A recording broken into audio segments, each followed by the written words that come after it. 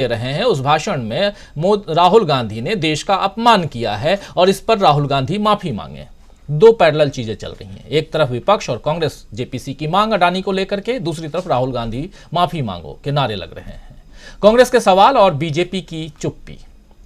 राजनीति के अखाड़े में रोज यही दांवपेच देखने को मिल रहे हैं, जिसमें फिलहाल बीजेपी पस्त होती हुई दिख रही है, क्योंकि उससे जवाब देते हुए नहीं बन रहा है। आखिर करे तो क्या करें।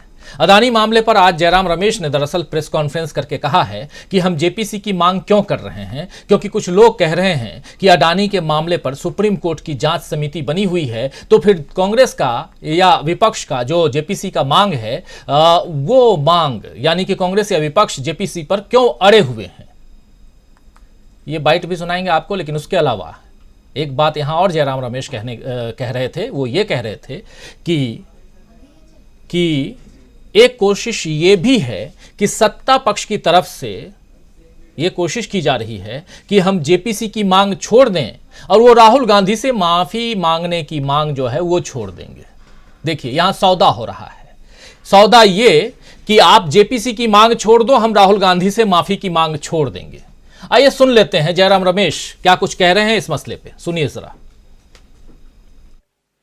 ये जो प्रयास किया जा रहा है पिछले 3-4 दिनों से कि एक फॉर्मूला ढूंढा जाए, एक बीच का रास्ता ढूंढा जाए, एक मिडिल पाथ ढूंढा जाए कि विपक्ष जेपीसी की मांग वापस ले ले तो बीजेपी राहुल गांधी जी की माफी की मांग वापस ले लेंगे। ये हमारे लिए बिल्कुल हम मंजूर नहीं है। इन दोनों के बीच में कोई ताल्लुकात नहीं है, कोई रिश्ता नहीं है। एक हकीकत है, जो सवाल हम पूछ रहे हैं मौलिक सवाल है, बुनियादी सवाल है। ये हकीकत है, ये हुआ है। जो माफी मांगने की बात बीजेपी कर रहे हैं वो बिल्कुल बेबुनियादी है, झूठे आरोप हैं।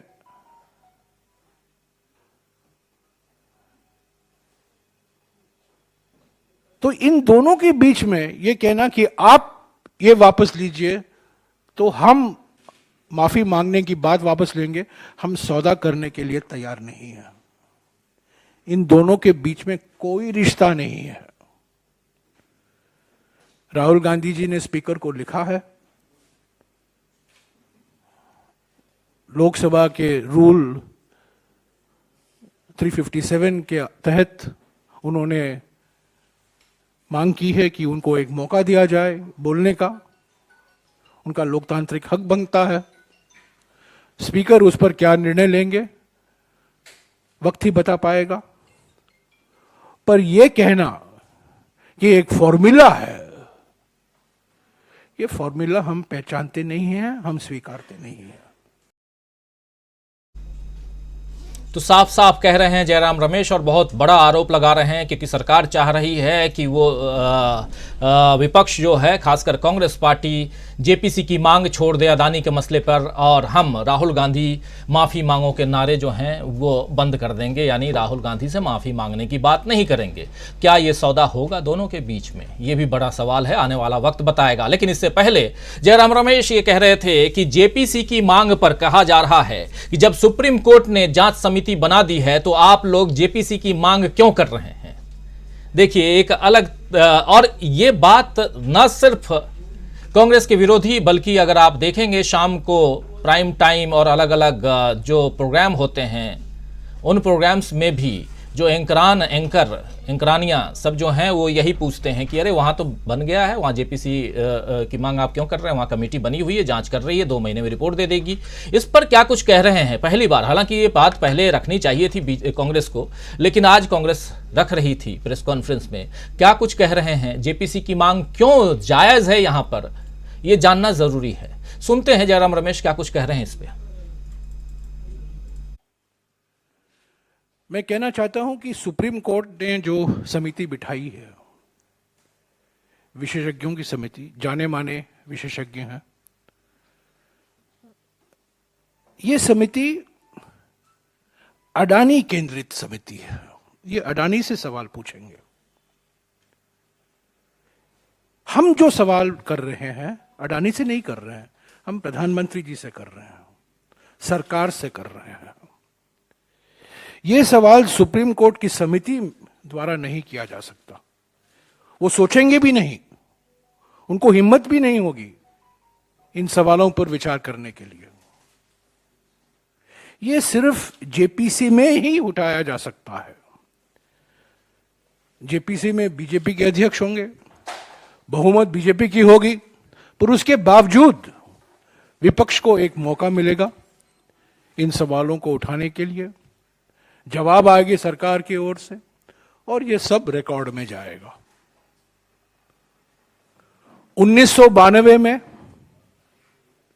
हर्षद मेहता घोटाले के समय जेपीसी की मांग उठी थी विपक्ष की ओर से।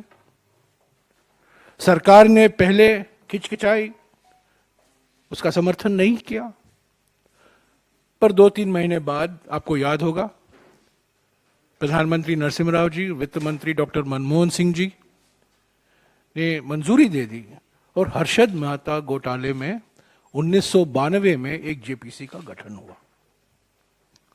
रिपोर्ट आई, उस पर कार्रवाई हुई, सेबी को और अधिकार दिए गए, कैपिटल मार्केट को और मजबूत किया गया। 2001 में एक और घोटाला हुआ, केतन पारेख घोटाला। कांग्रेस विपक्ष में थी, अटल बिहारी वाजपेयी जी प्रधानमंत्री थे। तब प्रणब मुखर्जी, डॉक्टर मनमोहन सिंह सब मिलकर जेपीसी की मांग की। वाजपेयी जी ने नहीं माना, पर बातचीत के बाद जेपीसी का गठन हुआ। तो जेपीसी का गठन हुआ 1992 में, जब कांग्रेस की सरकार थी।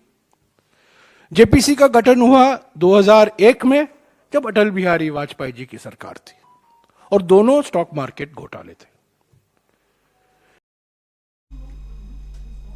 तो कब कब जेपीसी का गठन हुआ, और उसमें 1992 और 2001 की बात कर रहे हैं, अटल बिहारी वाजपेयी की सरकार की बात कर रहे हैं, और अभी फिर से जेपीसी का गठन क्यों हो ये बात कह रहे थे। यहाँ जयराम रमेश, अदालत की बात भी हो रही है, सुप्रीम कोर्ट की बात हो रही है, और सुप्रीम कोर्ट जो है वो भी अब एक ऐसा कदम उठाया है सुप्रीम कोर्ट ने जिसमें बीजेपी के लिए फिर से मुश्किल खड़ी हो सकती है।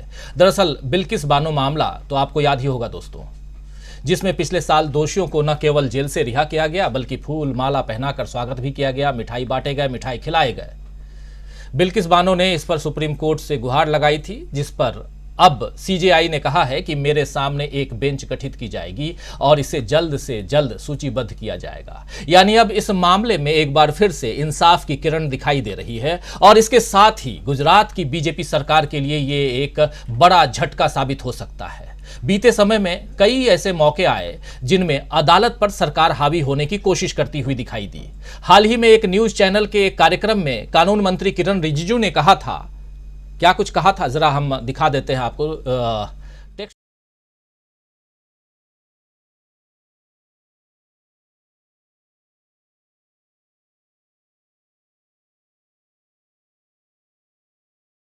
लेकिन वहां सिर्फ इस बात पर चर्चा हुई कि न्यायपालिका को सरकार किस तरह प्रभावित कर रही है। कुछ जज हैं जो एक्टिविस्ट बन गए हैं और एंटी इंडिया गैंग का हिस्सा हैं। देखिए, शब्दों पर गौर फरमाइए, एंटी इंडिया गैंग का हिस्सा हैं। वे न्यायपालिका को सरकार के खिलाफ विपक्षी पार्टियों की तरह बनाना चाहते हैं। ये किरण रिजिजू साहब हैं, हमारे देश के कानून मंत्री हैं, कानून के रखवाला हैं, और कानून के बड़े रखवाले जो सुप्रीम कोर्ट है वो उनके बारे में, वहाँ के जजों के बारे में, दूसरे जजों के बारे में भी बात कह रहे हैं, रख रहे हैं अपनी बात। किरण रिजिजू ने ये भी कहा था कि एक पूरा तंत्र, जी हां, एक पूरा तंत्र ऐसा बन गया है जो मोदी और उनकी सरकार के खिलाफ काम कर रहा है। हम ऐसे टुकड़े टुकड़े गैंग को देश की अखंडता और संप्रभुता से छेड़छाड़ नहीं करने देंगे, ये कह रहे हैं। देखिए, टुकड़े टुकड़े गैंग के बारे में जब पूछा गया संसद में कि क्या ये कौन सा गैंग है बताइए, तो कहा गया कि ऐसा ना कोई गैंग है, ना ही ये शब्दावली हमारे पास है। तो उसके बाद भी एक नैरेटिव सेट कर दिया गया है टुकड़े टुकड़े गैंग के नाम से, और हमारे देश के बड़े बड़े नेता, बड़े बड़े लोग जो उस ओहदे पर बैठे हुए हैं जहां से इस लोकतंत्र और संविधान की रक्षा की गुहार लगाई जाती है, जिनसे वो लोग जो हैं ऐसे ऐसे शब्दों का प्रयोग करते हैं। तो इस तरह का बयान बताता है कि मोदी जी या उनके मंत्रियों को किसी को भी सरकार की जरा सी भी आलोचना बर्दाश्त नहीं है, बल्कि सरकार का विरोध करने वाले को देश का विरोधी बता दिया जाता है। लेकिन बीजेपी के इस रवैये के बावजूद उसकी गलतियों पर बात हो रही है, सरकार की कमियां गिनाई जा रही हैं, यानी भारत में लोकतंत्र को बचाने की कोशिशें जारी हैं। लेकिन क्या इससे बीजेपी के लिए नई परेशानियां खड़ी हो रही हैं? आइए चर्चा की शुरुआत करेंगे, लेकिन उससे पहले एक ट्वीट दिखाना चाहता हूं। 2012 का ट्वीट है, जहां से शुरुआत हमने की। शुरुआत में आपने पोस्टर देखा जिसमें लिखा था मोदी भगाओ देश बचाओ। लेकिन 2012 में इसी बीजेपी ने, जिसकी सरकार आज है, उसने क्या ट्वीट किया था? जरा ट्वीट को ले आइए स्क्रीन पर। क्या कुछ ट्वीट किया था, उस ट्वीट को जरा देख लेते हैं और फिर आगे बढ़ते हैं, चर्चा को आगे बढ़ाते हैं।